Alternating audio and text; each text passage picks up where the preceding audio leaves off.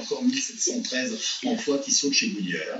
Vous n'appeliez pas à la manifestation, et on ne peut pas dire que ça soit un franc succès si on évalue la mobilisation aujourd'hui.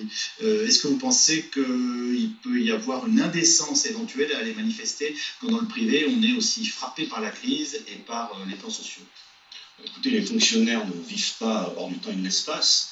Ils ont parfois eux-mêmes des conjoints qui travaillent dans le secteur privé, ils ont des enfants qui ont du mal à trouver du travail, ils ont dans leur famille, et parfois professionnellement d'ailleurs, beaucoup de fonctionnaires sont directement confrontés à la difficulté sociale. Donc ceux que je rencontre moi au niveau de l'UNSA et nous au niveau en tout cas de notre organisation syndicale, nous considérons qu'il faut poser effectivement ces questions-là. Nous sommes dans une phase de crise très importante.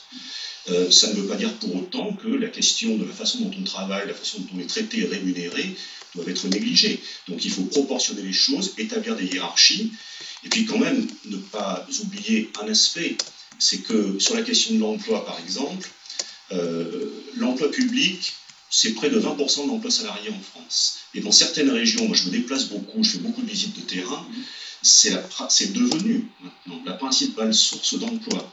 J'étais la semaine dernière en Corrèze, j'ai passé 3 jours de visite de terrain dans des entreprises, il y en a en Corrèze, mais qui sont des petites entreprises. Et à partir du moment où on a une situation extrêmement difficile sur l'emploi salarié privé, il faut qu'on réfléchisse aussi à la logique dans laquelle on est en train d'enfoncer la France. Donc c'est un débat global, la question de l'emploi. L'emploi public est un des volets de l'emploi public, est un des volets de la question générale de l'emploi.